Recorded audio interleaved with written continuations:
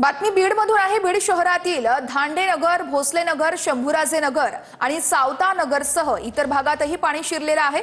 धानोरा परिसरामध्ये उताराचा भाग असल्याने शहरात पाणी शिरल्याचं चित्र आहे। प्रशासकीय यंत्रणा ग्राउंडवर असून तहसीलदारांसह टीम परिस्थितीची पाहणी करत आहे। अशोक काळकुटे आमचे प्रतिनिधी या संदर्भातले आपल्याला सगळे अपडेट्स देत आहेत। अशोक, सध्या बीडमध्ये पावसाची काय परिस्थिती आहे?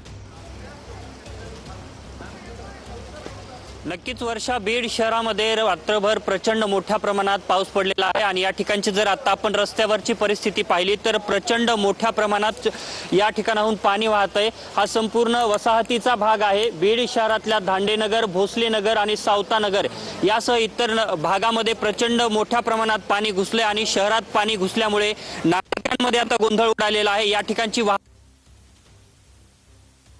आता जर आपण पाहिलं तर ग्राउंड वरती या ठिकाणी तहसीलदार आहेत बीडचे, जे या ठिकाणची पाहणी करतायत आणि त्यांची संपूर्ण टीम सुद्धा या ठिकाणी आहे। एवढंच नाही तर स्थानिक आमदार संदीप क्षीरसागर देखील बीड शहरातल्या संपूर्ण परिस्थितीवर लक्ष ठेवून आहेत। या बाजूला जर आपण पाहिलं तर प्रचंड मोठ्या प्रमाणात या बाजूने हा पाण्याचा फ्लो जो आहे तो येतोय आणि या ठिकाणावरून उताराचा भाग असल्यामुळे संपूर्ण पाणी जे आहे आसपासचं ते बीड शहरामध्ये आता घुसतंय आणि बीड शहरातली जी परिस्थिती आहे ती आता बिकट होताना पाहायला मिळते।